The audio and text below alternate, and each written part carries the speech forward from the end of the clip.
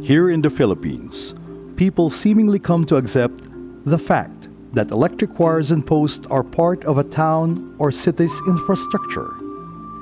What people don't realize is that these distractions mar the true beauty of the locale, especially when the wires and posts block the citizens' view of the centuries-old structures that give the place a historical identity, a place to live out traditions of time past, and something that the next generation can appreciate. The following is a story of how Angeles City was able to surmount the challenge of beautifying the city that through the simple act of removing these distractions has changed the landscape of the Heritage District and created a new lifestyle and recreational habit for the members of the community. We in Angeles City have been trying our best to conserve and preserve the old, should we say, ancient properties na may history.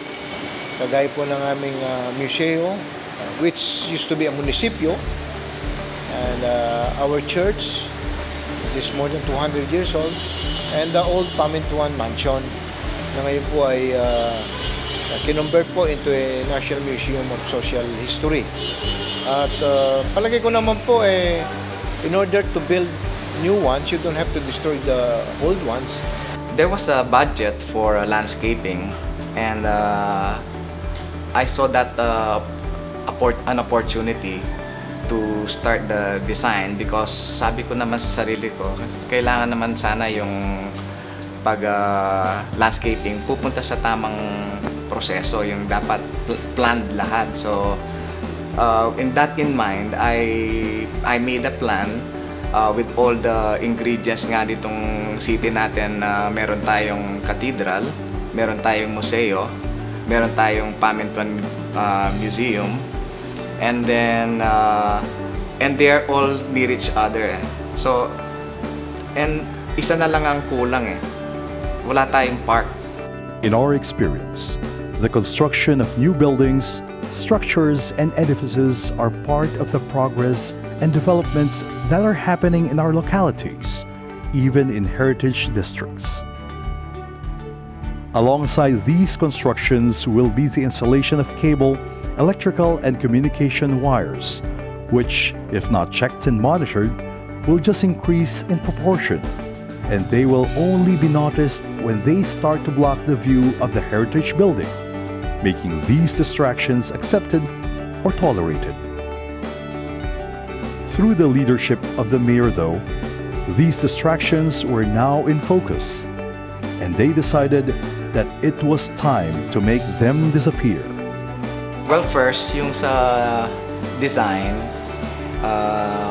sa master plan po kasi kailangan talaga tatanggalin itong mga sinasabi kong siguro not appropriate na structure. Meron mga wall doon, meron na stage na kailangan alisin.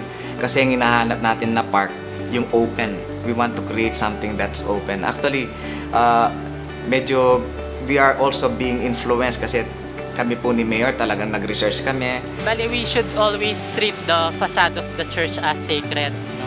Walang ibang structures, inferior structures, or kahit pinagkagastusan pa yan na i-dominate niya yung facade. Kailangan very minimal lang, hindi siya prominent, hindi siya agaw pansin dahil yung facade na yung pinaka beauty ng church.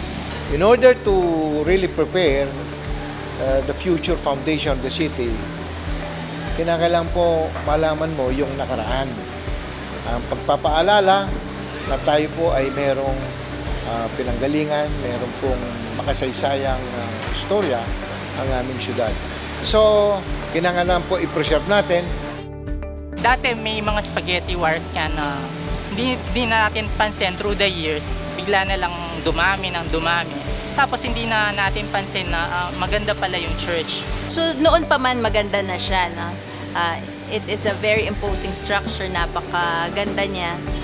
And yet, ayaw na ayaw siyang pinipicturean kasi napapagod yung mga photographers dahil kailangan pa nilang i-photoshop yung mga pictures. So nagkatugma-tugma yung kalooban ng mga tao, no? Hinugna yung panahon. So si Mayor Ed, ang aming bishop sa simbahan, yung mga civil society, no? Nag-organize sila ng isang kapulungan, in-invite yung mga cable companies, electric company, at nung una hindi masyadong tanggap kasi may kamahalan ang pagtanggal ng mga wires.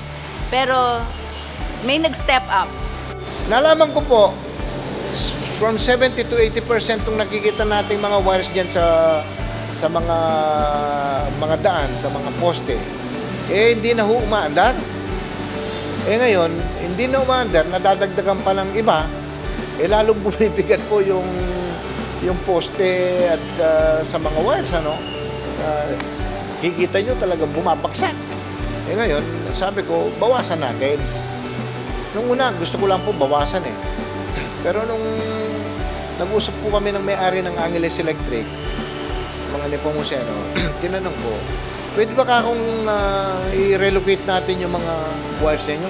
Why don't we put all these wires into one particular area that will not destroy, sabi ko, the aerial view of our structures, our ancient buildings. With Mayor Pamintuan's determination to beautify the heritage zone and make it a place where people can converge, relax, and commune with one another, along with the participation of private groups and citizens, Angeles City rose to the challenge and made what was deemed impossible possible. Well, I think ngayon, kitang-kita na talagang kailangan lang talaga ang political will, no? Kasi medyo magastos sa magtanggal ng wires. So ngayon po makikita ninyo na although initially it took us about 6 months para malinis namin itong area namin na Heritage District, na kung saan gumawa po ako ng plaza, ang pangalan po Plaza Angel. Kulang pa rin kahit anong gawin namin paglilinis. So, nung pinagtatatanggal ko na at sinabi ko sa kanila, tanggalin na lang natin at ilagay natin sa wastong lugar yung mga wires. Ngayon po naging maluwalas po ang pagtingin namin at hindi na po kinakailangan na magkukuha ng picture na magpo-photoshop ka pa. If you have the will and if you have the support of the people, definitely you can change anything that will redound to the benefit of our people. Dahil doon, nakita ko na awaken yung community pride. So, ngayon, gusto na nilang namamasyal, bata't matanda, pumupunta rito, nagpapapicture, nag-i-invite ng mga kaibigan nila. Halos gabi-gabi puno nga yung cafe.